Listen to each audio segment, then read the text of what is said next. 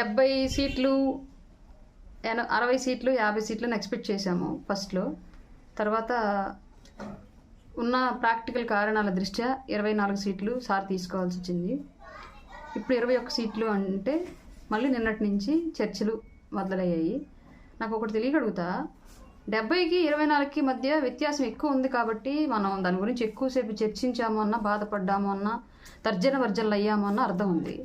24కి 21కి పెద్ద తేడా ఏముందని చెప్పేసి మన గురించి మళ్ళీ ఇంకొకసారి ఆలోచనలు. తగ్గడం అయిపోయింది, ఇంకా నెగ్గడం గురించి ఆలోచిద్దాం. ఇప్పుడు ఉమ్మడి పార్టీ నెగ్గాలి అన్నా, జనసేన పార్టీకి ఇరు పార్టీల దృష్టి, అటు కేంద్రంలో అధికారంలో ఉన్న పార్టీ, ఇటు రాష్ట్రంలో ఎక్కువ క్యాడర్ ఉండి అనుభవం ఉన్న పార్టీ, సీనియర్ పార్టీగా చెప్పుకోబడుతున్నటువంటి పార్టీ, ఈ రెండు పార్టీల మధ్యలో అధ్యక్షుడి మాట, పార్టీ వాయిస్ రెండు బలంగా నిలబడాలి అంటే పవన్ కళ్యాణ్ గారు మాట ప్రకారం, ఆయన తీసుకున్న నిర్ణయం ప్రకారం 100% సక్సెస్ఫుల్ రేట్ని ఇవ్వడం మన బాధ్యత. అభ్యర్థుల గెలుపు అనేది జగన్మోహన్ రెడ్డి యొక్క అసమర్థ పరిపాలన ఆల్రెడీ డిసైడ్ చేసేసింది మన అభ్యర్థుల గెలుపు. కానీ ఇప్పుడు రేపొద్దున పోలింగ్ బూత్ దగ్గర ట్రాన్స్పరెన్సీగా ఎలక్షన్ నడవాలి అన్నా, ప్రజల కోసం నిలబడ్డ పార్టీల యొక్క ఆశయం నిలవాలి అన్నా, బూత్ ఏజెంట్లు, స్థానిక క్యాడరు, స్థానిక నాయకత్వం 100% భేషజాలు వదిలి నిస్వార్థంగా పనిచేయడం అవసరం, ధైర్యంగా పోరాడడం అవసరం. దాని గురించి ప్రతి ఒక్కళ్ళం ఆలోచిద్దాం తప్ప మళ్ళీ తర్జన వర్జనలు మొదలుపెట్టి నిరాశకి, నిస్పృహలకి లోనవాల్సిన అవసరం అయితే లేదు.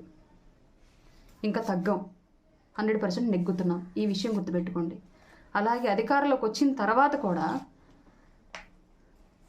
ఈ దరిద్రుడు జగన్మోహన్ రెడ్డి అనే దరిద్రపు ప్రభుత్వం ఈ రాష్ట్రాన్ని వదిలిపోవాలి అన్నా, రాబోయే రోజుల్లో ప్రజల యొక్క భవిష్యత్తు బాగుండాలి అన్నా ఉమ్మడి పార్టీ అధికారంలోకి రావడం ఎంత అవసరమో, అధికారంలోకి వచ్చిన తర్వాత రెండు పార్టీలను కలపడానికి ఎంత తగ్గి, ఎంత శ్రమించి తన మాట మీద ప్రజల కోసం నిలబడి అన్ని రకాలుగా తానే నష్టపోయి వాళ్ళు నిలబడ్డటువంటి పవన్ కళ్యాణ్ గారి యొక్క మాట రేపొద్దున అధికారంలోకి వచ్చిన తర్వాత ఆ ఇరు పార్టీల నాయకత్వం ముందు ఘనంగా నిలబడాలి అన్నా మన సపోర్ట్ ఎంతో అవసరం.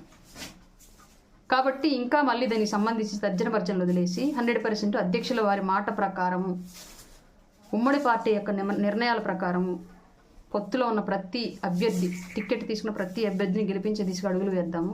ఇంక ఈ డిస్కషన్స్ ఇక్కడ ఆపేసి గ్రౌండ్లో గట్టిగా పనిచేయాలని చెప్పేసి మనస్ఫూర్తిగా రిక్వెస్ట్ చేస్తున్నాను.